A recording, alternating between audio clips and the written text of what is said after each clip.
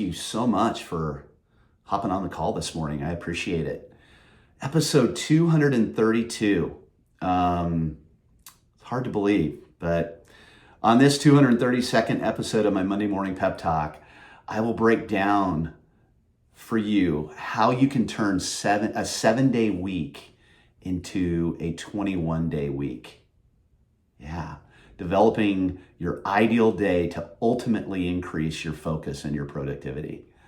But before I get into the content, I want to remind you of my professional purpose, and that is to help you, the broker advisor, optimize your productivity and help you become the best version of yourself. Why?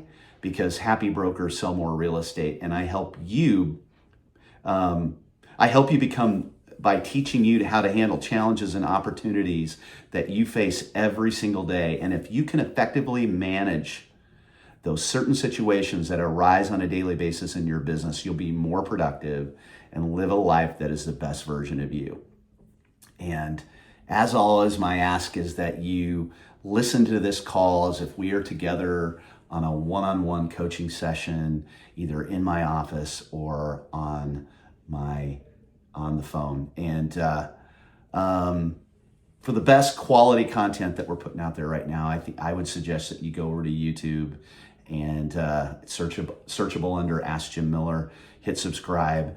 We had a lot of people comment on how they love listening to it there. It's got some video included as well. So excited for you guys to check that out. But thank you so much for joining me today.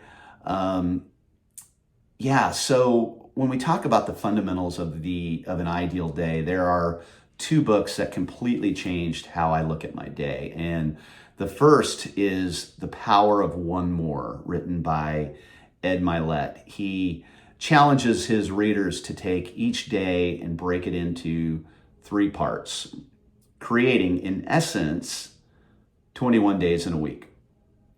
The beauty of this idea is that it gives you 3 deadlines each day. So you know how I love deadlines, right? That sounds familiar for you, I'm sure. In our quarterly business planning strategy, we are giving ourselves 4 deadlines per year instead of just that one annual deadline. So let's see how we can break this down, right? Let's start your day by breaking it down into these 3 categories, or these 3 deadlines. And part one is going to be your morning ritual, right? So I think there you need to define when does that morning ritual start. For some, like myself, it's super early. It's 4 a.m. Others, it's 6 a.m. Others, it's 5. But that's completely your call, right? There's no judging here. I want you guys to know that it's all about, during that morning ritual, giving yourself enough time to get everything done that you need to get done to play on offense. And parts of that morning ritual includes waking up and freshening up. You might have a mindfulness practice like prayer, meditation, a thanking session. You might journal. Those are all mindfulness practices. Many of you love to work out, get that moving going on a walk, stretching, all very important parts of a morning ritual. I do a dress rehearsal on my entire day. My planning is so important, where I look back at the previous day, move everything forward, and do a dress rehearsal on my day all the way through my schedule. And I know going into the arena, which is the next part I'm going to talk about here in a minute, I am ready to play an offense. I then go into scheduling my emails to go out during business hours, scheduling my emails and planning other correspondence that I know I need to do that day. And then, of course, once that's all done, I start dressing for the day, getting ready to go into the heart of the workday, which I call, and this is part 2, which I call arena time. And for me, that starts at about 7:30 a.m. when I'm out the door, and I arrive at the office at about 7:30 a.m. every day. And that goes till, for most days, till 5, sometimes 6. And during the arena portion of my day, scheduled emails start to drop, okay? This is when I start to do correspondence. And in your case, you're going to do correspondence with your clients and transaction partners. You're going to have meetings. You're going to do training. You're going to do self-development that you have on your schedule. Of course, you're going to be negotiating contracts. You're going to be prospecting for new clients. You're going to be in listing presentations and buyer consultations during that period of time. You're going to start to really focus on those touch points with your top 100 referral partners, your warm list and your hot list, and collaborating with other brokers in your market.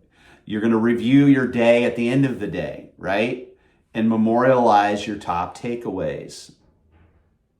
I love that word, memorialization. You're going to memorialize your top takeaways, and then you're going to prepare for the next day.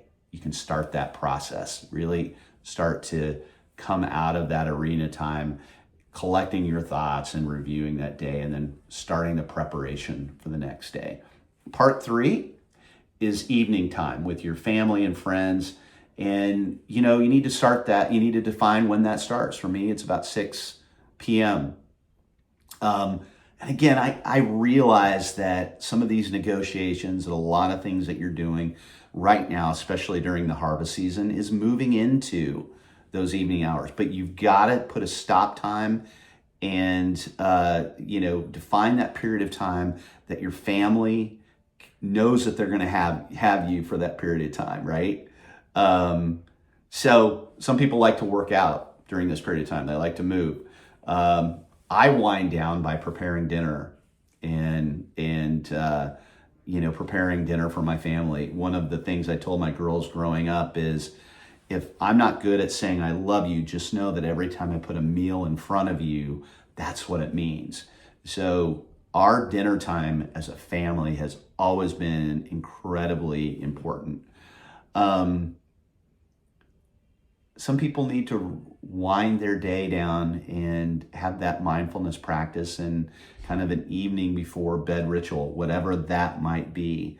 But those are the 3 parts of your day: your morning ritual, your arena time, and the evening wrap up of your day. And I get it. Again, a lot of you might have to go back to your laptops after the fact during this period of time, but do your best to stick to a 3-part day. The second book was written by Brendan Burchard, and he's one of the top high-performance coaches in the country. And the title is High Performance Habits. And I read this book, I think, originally back in 2018 on spring break, and I immediately devoured it. Starting on page 98 of the book, he introduces what he calls his transition mantra. It's kind of a way to release negativity and setting positive intention as you move throughout the day. Okay, so these transitions from, different parts of your day are so important. And he calls it transitioning, right? Where you go from one part of your day to the next. If done poorly, it sucks energy from you, okay? And I've learned the importance of this in mentally switching that version of myself, right? So the version I am in the morning when I do my morning ritual is different when I switch into arena time. And then again, as I switch to my evening portion. And so think of that. Think of a little bit of a 30-second, 2-minute, 3-minute, 5-minute ritual that you can do to make that shift. He gave an example of one of his coaching clients that completely changed the life of this client. He was a successful tech CEO in startup mode, also husband and father, and was really struggling because when he got home at night, he brought that tech CEO person into the home, right? An incredibly stressed out person. And it was having a major impact on him, his marriage, his family, the whole bit. And Brendan, in a kind of a 911 emergency coaching session, helped this guy with this 5-minute transition philosophy, and he added it to his day, and it completely changed his life and business. And so by creating these different superhero suits that you put on every day, in this case, it saved this guy's marriage, like I said, and made him a much more productive individual overall. So you've got these 3 sets of your day, the ability to transition in and out of those 3 areas of your day could be wildly successful for you too. So how would your productivity be impacted if you gave yourself 2 extra deadlines per day while becoming the best version of yourself for those you interact with throughout the day? How would your productivity be impacted? I think pretty positively, right? So for those of you tracking yourself using my Take Flight progress tracker, this episode could impact a significant amount of those areas in your business, in those 26 categories, right? Because how you manage your day and how productive you are in your day will give you that necessary focus and time that you need throughout the day to move your business forward. So personally, how I look at my day, starting with a highly productive morning, has changed my productivity to a level that honestly I never thought I would see. And I do find myself playing on offense most days instead of defense. And my advice for you is to really truly evaluate, how productive are you? How productive are you currently? And think about this when you listen to this Monday Morning Pep Talk, when it comes out again via email tomorrow and you have a chance to listen to it. How can you take what I talked about today and really reinvent your daily activities and how you move through your day? I really appreciate you jumping on the call today, team. I think this is another topic that you can very easily use now during the harvest season, when you've got a lot of other big things going on and you're in the day-to-day battle of getting deals under contract and closed. But how you manage your day and how you look at your day could be something you can implement right away. So I appreciate everybody jumping on the call today. I'll talk to you next week. Thank you.